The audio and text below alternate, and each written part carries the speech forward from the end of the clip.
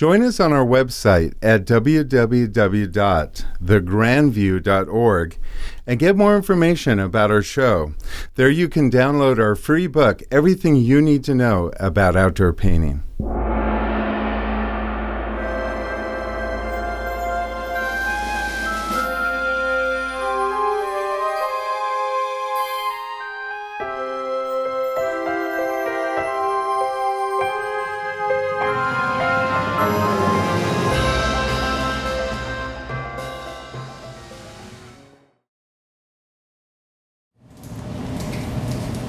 Now, why do we do a self-portrait? What? Because it's difficult. Yes. Because it's difficult. And why is it difficult? Because no one does right. Nobody wants to look at themselves that critically, that intense, like to study. And why is that? We're in denial. You're in denial. So we're going to call these denial paintings. How's that? Self-portraits. Predominantly, we're doing them as an exercise to learn how to do portraits.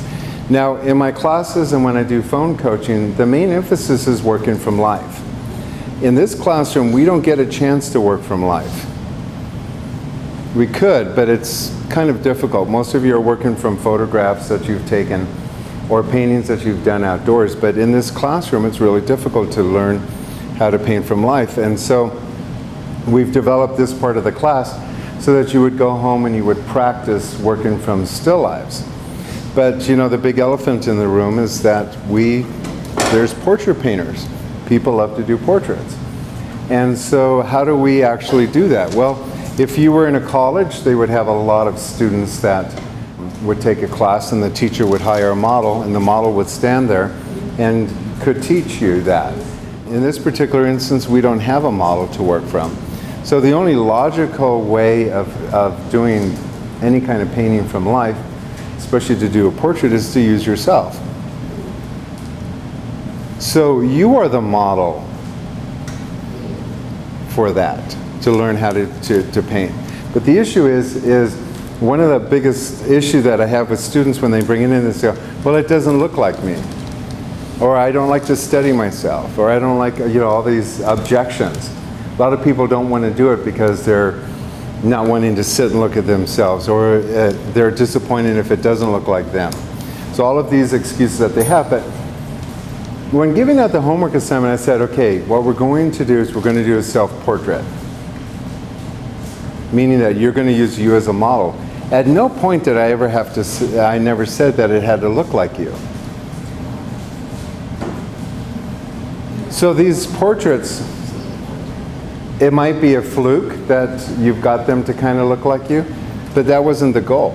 The goal was to actually use you as a model to learn how to work from life to do a self-portrait. Now, some of you went ahead and started painting a self-portrait from a photograph that you took of yourself. So who did that? That wasn't the homework assignment. Because we always work from life. It's different if you sat and painted from a photograph. That's very similar to what we do anyway, so it doesn't matter. The whole point is trying to get a self-portrait. Now I can tell if it's done from life and not. And when you go to the museums, right now there's a show of Van Gogh, I think at the Legion of Honor or some things. And Rembrandt painted himself 87 times. So, when he couldn't find a model, he would sit. And it's not a bad idea in your studio to actually set up a nice big mirror, not only to reflect your painting to see how a painting looks in reverse. If you're setting up a studio and you have a space for a studio, you should have your easel on one end and then a mirror on the other side, just because you can look at the mirror and see a lot of mistakes. But if you have a nice mirror just set up, and when you go down to paint, just turn around and do a nice little self-portrait of yourself. It's just a really nice practice. It doesn't have to mean anything. The thing that shows up in a self-portrait is that it will never, ever, ever look like you to other people. So all of these self-portraits that we look here, we look at them and go, well, that doesn't really look like that person. It's just like the self-portraits I've done. When people look at them, they go, that doesn't really look at like that. But when I'm looking in the mirror, that's what I say. Okay, because what you're seeing is a reverse image than what I'm seeing. I'm seeing a reverse image in the mirror. What you're seeing is a flip of that. So in order for you to get a real self-portrait painted from life from a mirror, you'd have to have two mirrors. You'd have to have a mirror that you reflect yourself, and then have a mirror that reflects your reflection, and then paint from that. And that's really confusing. So I highly don't recommend that.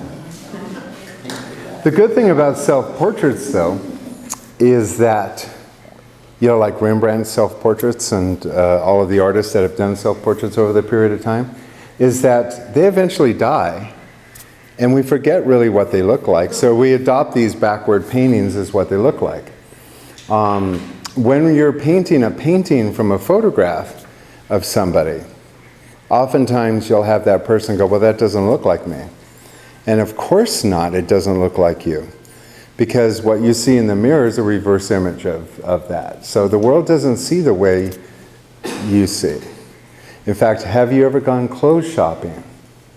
And you stand in front of those three-way mirrors, and you're looking in, and you're like, who's that? Oh, that's me. You know? Because of the reflection. That person in that mirror that's reflecting over there isn't the same person that you know like this. But there's always a quality when you're doing a self-portrait that you can't substitute. And when you do a self-portrait, you are sitting there looking in the mirror, and you're staring at yourself. And then you go and you paint that. And so there's an intensity to self-portraits. And you can see them in the museums. You can always tell if it's a self-portrait or not. Because there's always this gleaming look. It's not this casual. Unless they're really stoned and they don't care. But it's usually this gritty, non-smiling face. So there's always that intensity. It's kind of practice with a lot of artists that do portraiture and even landscape, or just artists in general, that they actually use the self-portraits as part of their marketing. And so you'll see like Facebook. Eric Rhodes, who has Plein Air magazine, he actually has a lot of artists that paint his portraits, so he uses that for a lot of his marketing, I think. But the other artists actually will eventually paint a self-portrait and then use that as a Facebook cover photo. And it's not a bad idea to actually have that. If you do a really beautiful self-portrait, it's a nice thing to have if you're ever going to have a showing of your work. And you'd have a nice portrait of yourself. So I kind of invite you to try doing that. It is a wonderful exercise. It is a wonderful exercise. And you can really start learning how to paint portraits well. But you can't get caught up in the whole, well, it doesn't look like me. In fact, if you're going to start doing portraits, you should never do portraits of anybody that you know. So if you sat your husband down and said, I'm going to go paint you, the entire time you're painting, you're going to say to yourself, this runs in your head, he's going to look at it and laugh at it. He's going to look at it and he's going to laugh at it. And so the entire time you're not paying attention. At least if you're going to laugh, you're laughing at yourself if you're doing a self-portrait, but you don't have that intimidation. If you're painting your kids, you know you're going through scrutiny. Mom, that doesn't look like me. And when you're really burdened with that, it's really hard to learn. So if you want to learn how to do portraits, best either do yourself in the closet quietly and don't show anybody, or paint people you don't know until you know how to paint. Now the secret behind doing really good portraits is no secret at all. It's drawing. It's really drawing. That's the main key to doing that. And you know, we use the proportional divider. And you can see where that becomes kind of handy. And if you use a proportional divider, you can actually, does anyone have one handy here? Yeah. So we talked about using one of these if you're doing landscape painting. But if you're actually looking in the mirror, you can actually look at your mirror and you can measure off of that and then put this onto your canvas. So you can actually use this tool to do your self-portrait, or even if I'm doing a portrait of somebody that's sitting for me, I can actually use this and close one eye. The key to it, though, is that you have to keep your arm and everything at a certain level in a certain place. If you were actually going to do that, I would recommend putting a footing underneath so that you know where your feet go, and then a rest of some kind, like a music stand or something, that kind of keeps your eye at a certain level. So you can actually model. Now you can go from the big side and make it smaller, or you can do it this way. Take somebody that's far away and do them bigger on your canvas. So these things actually work for that too. So it's not a bad thing to learn how to do portraits. You know, if you have your head cocked, you have to make sure you always go back into that same. I always like it when you see artists with their hands and they're holding an easel, and you know that they've had to sit there, stare at it, and then have to put that down, pick up a brush, and then paint what they remember. So you have to work on your memory exercises, but remember, you're always doing memory exercise because you can't look in the mirror and paint at the same time. So whatever you see, you got to memorize and then move over. So if you're holding a palette and you see that, you have to memorize that shape, put it down, pick up your brush, and paint with it. I think it's just best if you're going to do a self-portrait to have the hand, if you're going to put a hand in, have it holding the brushes that you're using so that you can look and then immediately go over. Try to not make it so complicated. But it's an excellent exercise. One of the rules that you want to keep in mind is that you never want to paint any face bigger than life size. That's the cardinal sin of a lot of people who are starting portrait painting. It's got to be life size or smaller, unless it's going someplace like on the ceiling where you can get far away from it. But for the most part, you always want to have it life size or smaller. And then how many of you actually tried that new recipe for the portraits? Actually, phthalo yellow green and alizarin crimson. You did the old formula. Anyone, did you try it? Oh yeah, that works really well. The phthalo yellow green and alizarin crimson. Anyone else? You got the wrong colors in. Did that work good for you, those colors? Did you use that exclusively, or did you change it some? You're supposed to use you as a model. I don't anticipate you being able to paint a self-portrait of yourself that looks like you the second class you've been here, or 3 classes. I mean, you're such a newbie. The fact that you have the fortitude to stand up and say, here it is, amongst some of your peers that actually can paint pretty well is awesome. Not that we judge it, so great. There are a lot of people who wouldn't have taken the chance, and so that's what's so incredible. Are you saying you should smile or you shouldn't? I don't know. You know, I used to go when I was a little kid, I used to go to my mom and I'd go, you've got wrinkles. And she would go, well, those are laugh lines. And I'd turn around and go, Mom, nothing in this world is that funny.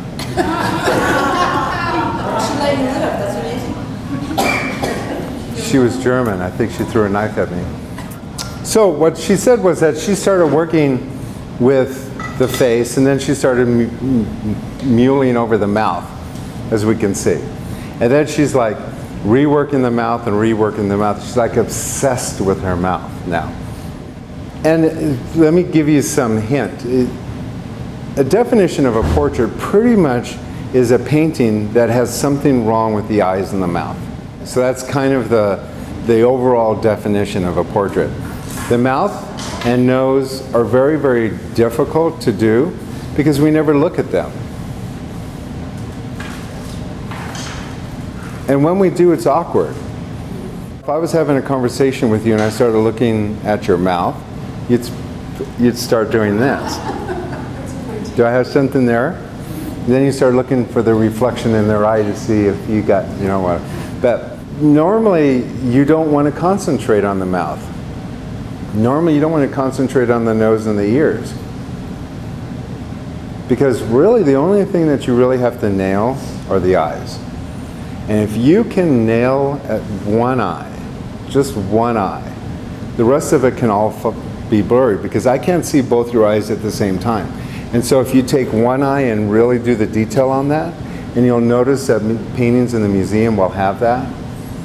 If you take one eye and really detail it, the other eye disappears. You don't even notice. The viewer will automatically go to that side. You soften the nose and you soften the mouth and keep the viewer on the eye. They won't notice that you fudged.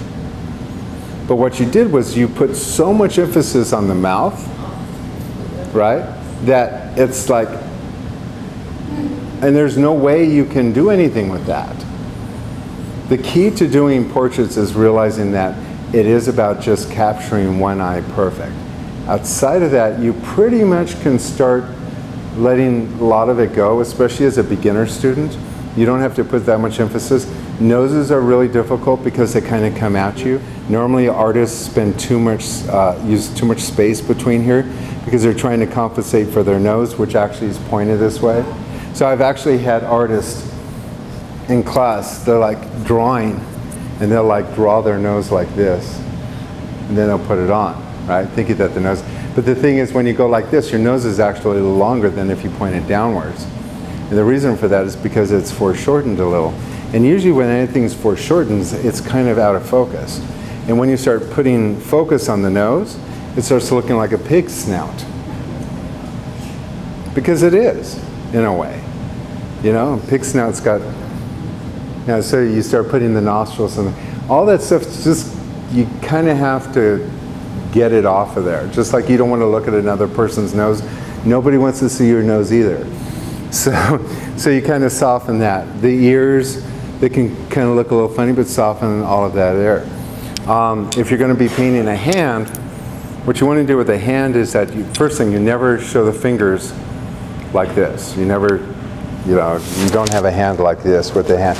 No matter what you do with the hand, it looks like a claw. And if you look at any hand for any period of time, it starts looking like a claw. And then people wonder why their paintings, their hands look like claws, because we have claws.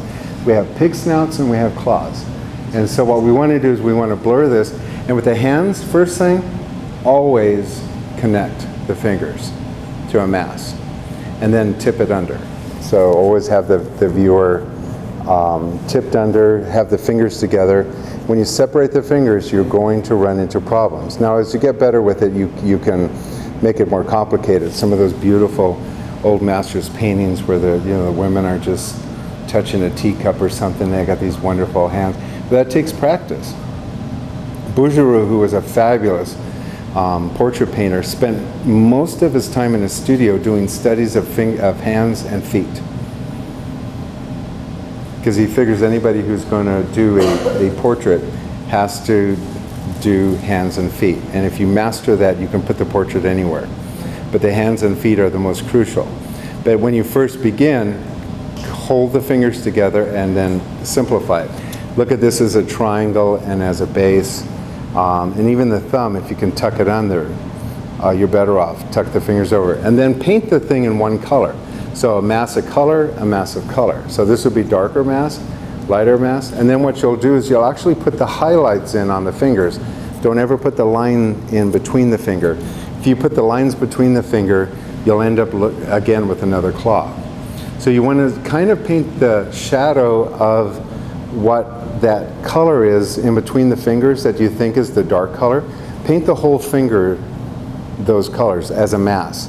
And then go through with your brush and just brush the flesh color in sections across there and give the feeling of the light gracing the top of those forms. And then you'll have a nice hand to work from. Okay, so there's a lot of things. So you doing in class for 3 weeks, there's no way you would have been successful without all of this talk ahead of time. But because you spent some time doing the homework assignment and you were brave enough to bring it up here and expose yourself, we got a chance to really talk about how important all these things are, which we wouldn't have. And so that's why even a bad painting can really give us an opportunity to look at how to paint something correctly. So thank you for doing that. It's a little different way. You know, when I went to the Academy of Art, and I've said this before, we had to turn in our portfolio. And part of our portfolio is that you had to do a self-portrait.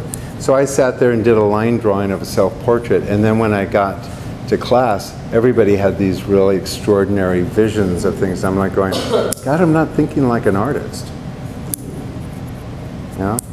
try to do something a little different now and then. So the issue when we're painting all together is that we paint what we think we see. So with your painting too, you're thinking, oh, my daughter looks like a Barbie, or I look like a Barbie. I don't have dark skin, I have fair skin. Everybody wants fair skin. Honey and peaches and cream skin. Just like those gals who sell makeup, right? But in essence, yes, you have that, but usually only little transitions. So this is the color of your skin. You could even test it on here. But you would only have a little bit of that color right in there, and then you have to go to shadow. And you can see this is a little chalky because your shadows aren't warm enough. Okay, so by bringing in some more darks in here, we can actually get the form happening. But it's real hard to do that because it's a mental switch.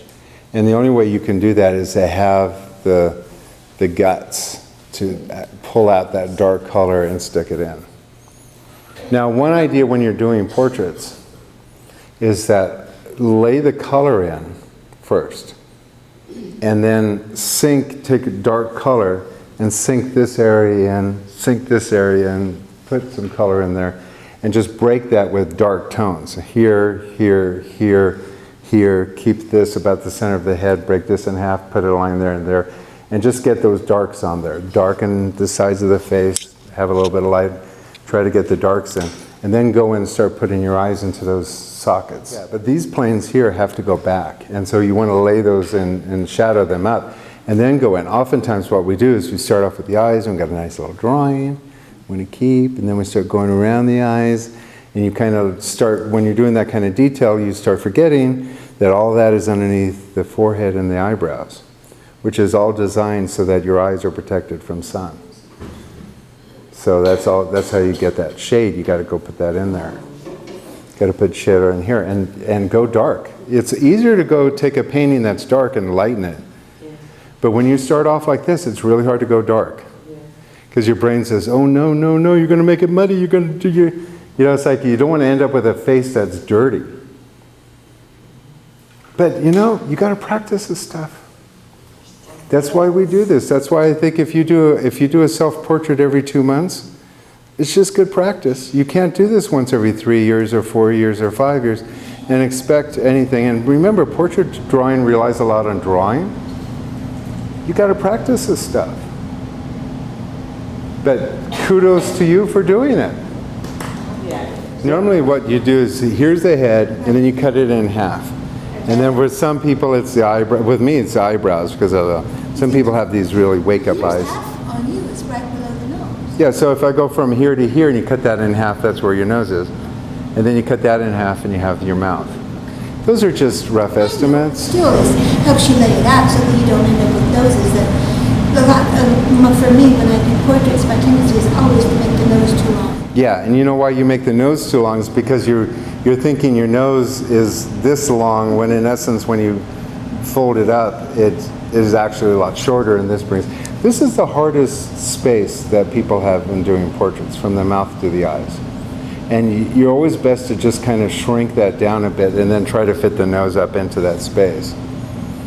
But people have tricks all the time. I know when I was in college, the 3/4 thing is like to see where the nose is and where the cheek goes. That just kind of, all of a sudden when I saw that and I go, oh, I can measure this side of the face by where the cheek is in relationship to the nose, I was like, perfect, that's all I needed. Because before that I'd always have these little fat faces. So certain things you'll catch on, and everybody will find something a little bit different. I always find that it's interesting how somebody can take a box of noses and faces and eyes and stuff and actually get someone to look, like forensics, where they go in and do a portrait of somebody. I always think that's just amazing how they can do that. That requires some drawing skills. So who is this person? I don't recognize them. Who's that? That's 50 years ago. 50 years ago? From a photograph, or did you just transform yourself into like... It's amazing what you could do with makeup, right? It's beautiful. It's not the homework assignment though. But see here again too, This is a white chick, right? She's white. But if we look at her shadow tones, she gets into some really dark colors. It's very deceiving. You got to kind of really trust yourself that you got to get those dark tones in there. Because without those dark tones, you can't get a highlight. You can't get the bright. And you can see how beautiful the light is hitting in here. That comes from having shadows. If you didn't have the shadows in there, it would fall flat again. Levon did a portrait when she first started. It was a little African-American kid, wasn't he a black kid? Yes, a beautiful little dark kid. Baby, little guy. He was in a bubble bath and bubbles everywhere. So it was just, all of a sudden you had all these bubbles and this little dark face sticking up out of the bubbles. And we spent weeks arm wrestling. And seriously, I thought she was going to drop out because I could never get her to paint what she saw. I mean, when she ended up with a little black Sambo in snow. You know, it was just this really odd thing, and I was constantly always trying to get her to match her colors. And she goes, but bubbles aren't that color. And I go, yeah, they are. In the shadows, they're dark. And so we were always like battling it out. So she has some scars that she's dealing with now. And oftentimes these things come into your painting later on. So she's fearful of doing that. But the exercise is actually to paint from life and work on your memory exercises. And actually to mess up. See, a lot of people didn't do the self-portraits because they're fearful of messing up. And the reason why they're fearful of messing up is because it's your face on it and you're exposing yourself as a mess up. You know, so there's a lot of tension in you. That's why I think it's good for the beginning students to have taken, you know, they're amongst all these big, you know, artists, and to take the risk to come into a situation like this, to do it is amazing. But the exercise is to practice that memory exercise, to work from life from a mirror and see what that's like, not just to get a reverse image and paint it like in the picture. So your homework assignment this week, because I know you could do it, is to do one. I took a picture of myself, and I flipped it with the computer. So she took a picture of herself in order to cheat, and then she flipped it so that it'd be this reverse image. And that hopefully we would never really talk about how the homework assignment was. And then you painted it. Well, I only had a week because I didn't have my supplies, so I had to order them. So I didn't have much time. Do we let people have excuses? Yes. She's only had a week? Well, And you did this very, very nice. Did a good job. Yeah, it's good. But, you know, here again too, not enough shadow. and my nose is, I've shrunk it down several times. Yeah. It's huge. Oftentimes, you know, I have these big brows. And so I could sit and paint this little 4-year-old girl, you know, and she'll have these big, heavy brows on them. You know, it's like everything, when I paint my portrait, my brows become like the main focal point. I mean, it's just because that's just kind of a characteristic. So when you have a certain thing like if that bothers you, or that's your characteristics of your nose and stuff, that you kind of pay attention to at times and going, wow, that's a big nose. It starts to stand out in your portraits. But then I told you could blur all that down. So you could do what Elizabeth Taylor does and just put it through a filter. And just like, you know. Yeah, right. Towards the end, all of her movies look like they're all out of focus. You know. So anyway, so as we said, you only really need to have detail on the eyes. The nose could go into blurriness, and same thing with the mouth. Okay, simplify that, get that out there, get a little bit more shadow. When you set up your self-portrait, you want to have the light hitting you so that you can get shadow. And shadow is like really crucial. And if you don't have that, you'll look like you're taking a mugshot at the police department because it's just a flat light. So it's all about lighting. So whose is this?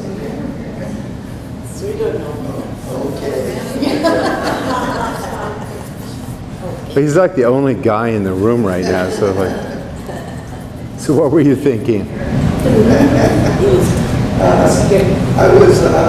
saw Putin on the news. It's Putin. It's Putin. Now we just need a Donald Trump. This is kind of good. The drawings were a little off here because this, remember I told you that's the hardest thing for most people to get? So that needs to be shrunk down, and then you need to figure out how to get that nose to foreshorten. So that's one of the issues here. You got more light in here, beautiful shadows, beautiful color flesh tones. This is like your first portrait ever. Have you ever painted another portrait? Never done a portrait before. That's pretty damn good. When you're painting something like this, it's really, really hard because what happens is that you're looking in the mirror and then you look at your painting and then you come back and look at the mirror again and you're not turning your face that much. And then you come back and then you turn your face back and you're looking at the other side of the face and then you go back and paint. And so what happens is that you start getting all of these different views of how you turn your head to look at something. So you go like this and you're kind of looking at, and now you're painting too much over here because you're actually doing somewhat of a 3/4 on this side. So you're like, it's a difficult discipline. So the face gets a little drawn out. And so one thing that you have to learn if you're going to be doing self-portraits like this is that you got to situate your face in the same position. That's one of the hardest things to do. Now what artists will actually do is that they'll actually mark the mirror. So if your head's cocked a little, you could actually like put a line on the mirror so that you could line up your face again. If you could put a line out here to know where your ear is and so you can get back into the same place again. It's really, really difficult. And so the thing that you are beating yourself up over is something that is true in painting all self-portraits. So don't knock yourself out. It's a little mean, but the thing is, that's what a self-portrait looks like. It's not you. That's the nature of self-portraits. They always look a little intense. Well, you don't want to be there with a stupid smile. I mean, after a while, that looks cheesy too, you know. And the thing is, what's really important, and you were talking about doing mouths, but don't smile, don't show your teeth, because that opens up a whole nother set of worms. Because here again too, you want your mouth to be blended, so you don't have the detail in there. And if you start showing your teeth, now you've got to deal with your teeth, and oftentimes that looks like a mouthful of chiclets. How do you get that? So you got to remember that the teeth color is the same color as the flesh color. The whites of the eyes is the same color as the flesh color with more white. They appear white because they're the lightest thing in our face, but they're not white at all. They're actually flesh color. Teeth are actually flesh color. When you do teeth, do as little as possible and blur them out because nobody wants to sit and stare at a mouth. And the biggest problem people have with lips and teeth and noses is that they try to draw them too detailed.